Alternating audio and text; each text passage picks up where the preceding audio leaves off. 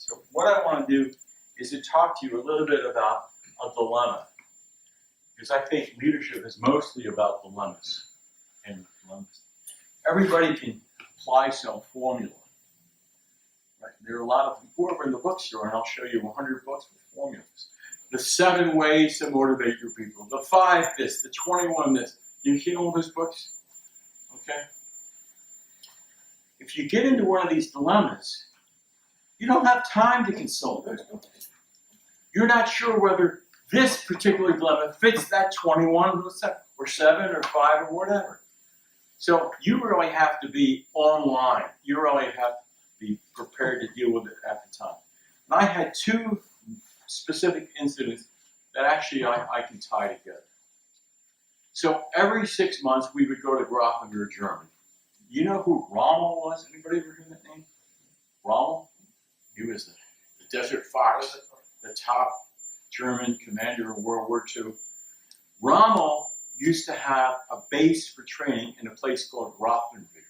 Grafenwehr, which is where we used to go in winter to shoot, because there would always be a time like this. It was actually 50 years ago this week that I was there.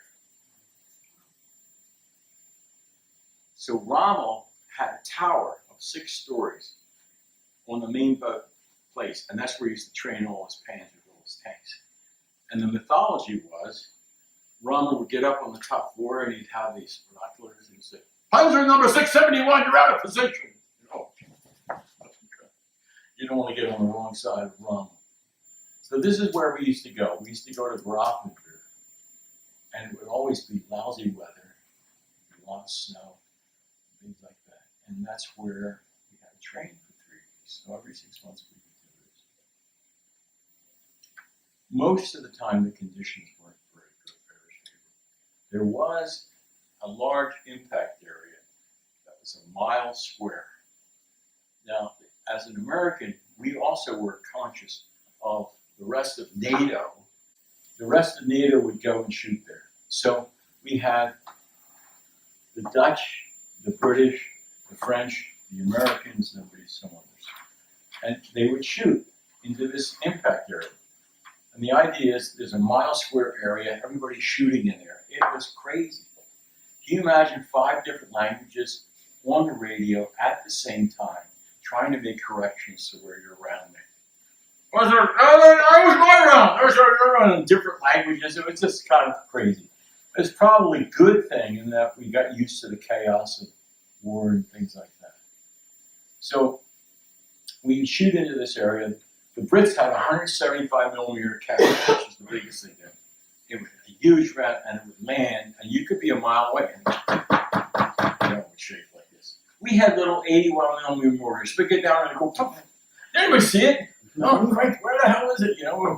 It's just absolutely crazy. So we would do this for about 2 or 3 weeks. We had a lot of fun. It was at night. We used to have night firing, and we'd always have to deal with the 400-pound wild boars that would run through our camp. And we'd say, well, why was that happen? Well, the wild boars got used to, very habituated, rooting around in our trash barrels for leftover food. And so they would come in and knock over, and we would have to post guards to make sure that nobody, these things were enormous, just enormous. So we had a lot of crazy stuff. We weren't allowed to have ammunition, by the way, because we might hurt ourselves. Yeah, it's just kind of crazy. I'd rather the war kill you than you do it accidentally. All right. So we're out there one day, and I've got my platoon, weapons platoon, and we're shooting, and everything is okay. And the key thing you have to understand about me in this situation is I'm getting out of the Army in a couple weeks. And I can't wait. I have what's called short timer syndrome. I have very little time left, and it's situational paranoia. Because I swear something is going to happen to prevent me from getting out. And you can always tell somebody with a short timer syndrome, they're not really focused. So I didn't have to go with my unit. the Army had a rule that you could stay back in your permanent duty post, which was Berlin, and if you were going to get out in a couple weeks. But all my guys were rookies. I had 18, 19-year-old sergeants, acting sergeants. There's all the experienced guys who were in Vietnam. So I'm not going to do that. You know, I was the old man. I was 25. I was the old man of the unit, and they were depending on me. So, okay, so I'll do it. So we're out there one day. We're kind of shooting okay. We're not a bad unit. And I look to my left, and comes in a cavalcade of jeeps. What's this? And it stops, and this general, the two colonels, and three majors get out. And what do you think our reaction was? Oh shit. This is trouble. Right away, my short timers, so it's coming out. And he comes out, and he's clearly, this guy wants to be a general. And wants to, what do generals do? They walk around, and, hi, how are you, son? You know, all this kind of. Now, you remember, I had some young, 18-year-old, cynical draftees here. And this guy wants to come play soldier with us. All we want to do is we want to do our job, get out. That's all we want to do. So he comes around, he starts talking to people. This is going to be a problem. He comes over and asks one of my squad leaders, a guy named, who was a farmer from Iowa, who was still pissed off that he can't be home farming, right? And he said to the guy, how's the chow, son? And I went, oh, this is not going to work. This is not going to be a good experience. And my guy, who was a good, tough guy, even though he was very young, he said, it sucked, sir. And I went, oh, that's it. That's my short-term requirement. That's it. That's the end.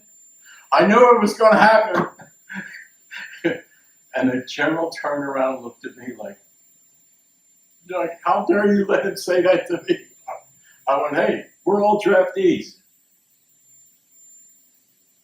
We'll do the job, but don't screw with us.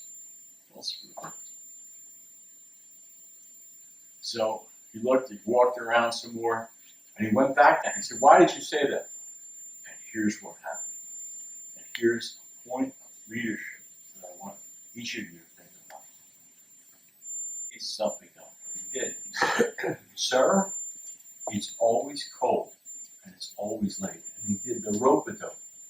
The rope-a-dope is the thing with Muhammad Ali. He used to box people in the corner and do the rope-a-dope. And he kept, it's always late, it's always cold, it's always this. And the general's like, and all the colonels and majors are like, oh my God, we're telling the truth.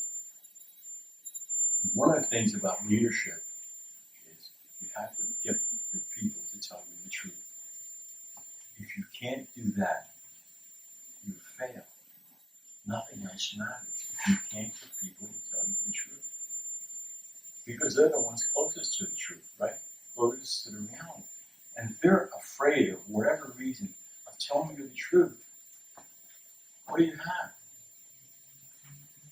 So it was true. Our food was 20 years old. It came in 20-year-old sea rations. Our ammunition was 20 years old.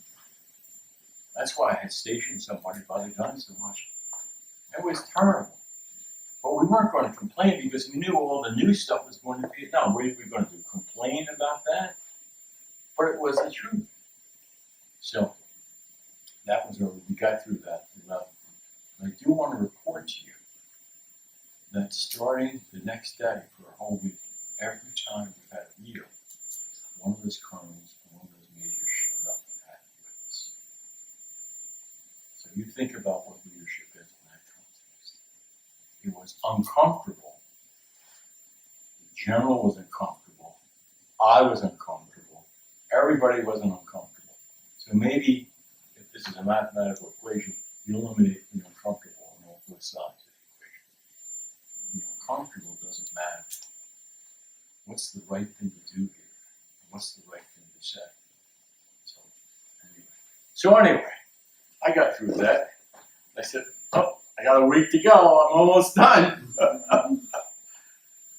And we continued to shoot every day. We did our missions, did all that stuff. Watched out for the wild boar. They came through one night. And we got down to the last day. There was one last day of shooting. I thought, it's really going to be true. Because what I had negotiated as part of my agreement of being with these guys, not having to be back at base, I had negotiated that they would have a Jeep and a personal driver for me. When we finished our annual test, 6 a.m. in the morning, it's a 24-hour test, they would have that Jeep for me, and I was like a VIP, and I would get in that Jeep, and I'd go to sleep, and they would drive me 2 hours to Frankfurt to the duty train, I'd take up, and for 2 weeks, I was going to disappear. And then the morning I was leaving, I was going to come in and get on the plane. And that was the deal. We struck a nice deal. Okay. So this is the last day, 1969. The last day. And we shot and we finished. The last round won out. And I said to myself, I'm done. I am really done. Okay. So everybody's gathering things up, these huge camouflage nets that have gathered up, all this stuff together. 3 trucks lined up, ready to go. And we're ready to go. I'm thinking, this is really good. It's just the way we planned it. So, God. I'm about to go. This is 5 minutes before. I remember looking at the clock. And I get this call from the commanding officer of the range. This is the whole range. And he said, are you the NCO in charge, not commissioner? Yes, sir. I'm it. He said, okay, Sergeant Elder, I want you to go down the range and check it out to look for unexploded ammunition. I went, what the? I didn't do it. What? Are you crazy? If you know anything about ammunition, average is 10% of the rounds don't go off. They're still digging stuff out in London, right? You know the stories of the bombs they find there. 10% don't go off. Defective design. So that day, hundreds and thousands of rounds have landed in this area. And some total stranger wants me, who's making $200 a month, to walk down there, and what am I supposed to do? Knock on them and ask them, are you alive or are you dead? I did I wanted to do a Bob Newhart. You're not coming too close. But I wasn't smart enough to do that. I felt totally captured by the moment. I didn't know what to do. I almost felt like crying. What am I going to do? This is all in a moment, in a flash. All my guys are standing right there. And they're like, come on, John. They're all standing. They're ready to go. I got this guy telling me to do something. It makes no sense. I've told this story to dozens of senior officers over the years. And they said, why do they do that? That doesn't make any sense. Maybe he was, I just figured this out, maybe he was in that group with the general about the food. And this is his revenge on me. I wasn't quite that paranoid. So, here's the point. I can't refuse, right? If I refuse, who knows what's going to happen? Arrested, right? I can't agree because that's going to put me in unimaginable risk, in my perception. And certainly my guys, I'm not going to expose my guys to risk. I have to put myself in front of them. That's my job. My job is to protect them. That's the job. You may not know anything about the military, but anybody who's a real leader, your job is to protect your people. Protect them from stupid orders, from dangerous conditions from the enemy. The enemy is just one of the enemies. Ignorance is another enemy. So I've got the phone. All this is in a nanosecond. I've taken much more time to describe it. And these guys are looking at me because they can't hear what I'm hearing on the radio, right? I turn around and I figured out a way to deal with it. I said, look, to the guy, I have to do something that's really stupid. Now, why did I frame it that way to you? You're taking ownership. But it just, you didn't want to order them to do it. I don't want them to argue with me about stupid. Yeah, it's stupid. We get a lot of stupid orders, right? I have to do something that's really stupid, but I'm not going to order you to do it. Okay. But I would like your help. I mean, this is a Band of Brothers conversation. This is not a hierarchical conversation. So I got down, I walked down, I turned